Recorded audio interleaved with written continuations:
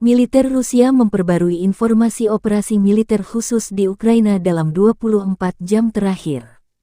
Juru bicara militer Rusia Letnan Jenderal Igor Konashenkov pertanggal 26 Desember melansir terjadi kontak senjata di sejumlah wilayah. Di arah Donetsk, pasukan Rusia melanjutkan operasi ofensif membebaskan wilayah Donetsk dari Ukraina.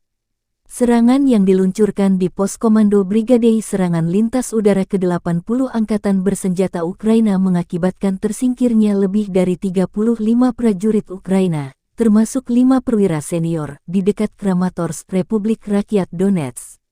Musuh kehilangan total hingga 100 prajurit, 4 kendaraan tempur infanteri, dan 8 kendaraan bermotor. Di arah Donetsk Selatan, tembakan artileri dan aksi aktif pasukan Rusia mengakibatkan netralisasi unit AFU di dekat Vladimirovka, Ugledar, Novodonetskoye, dan Novosiolka, Republik Rakyat Donetsk. Lebih dari 40 prajurit Ukraina, 2 kendaraan tempur lapis baja dan 3 truk pikap dinetralkan. Igor Konashenkov melansir secara total, 352 pesawat terbang dan 192 helikopter, 2.731 kendaraan udara tak berawak Angkatan Bersenjata Ukraina dinetralkan. Termasuk 399 sistem rudal pertahanan udara, 7.249 tank dan kendaraan tempur lapis baja lainnya, 944 kendaraan tempur yang dilengkapi dengan MLRS. Juga 3.719 meriam dan mortir artileri lapangan, serta 7.765 unit khusus perangkat keras militer dihancurkan selama operasi militer khusus, kata Konashenkov.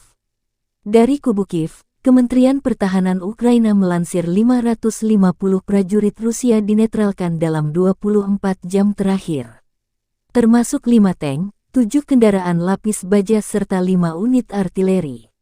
Secara total, Federasi Rusia kehilangan 102.600 prajurit termasuk 3.016 tank, 6.017 kendaraan tempur lapis baja, 283 jet tempur serta 267 helikopter dihancurkan sejak awal invasi.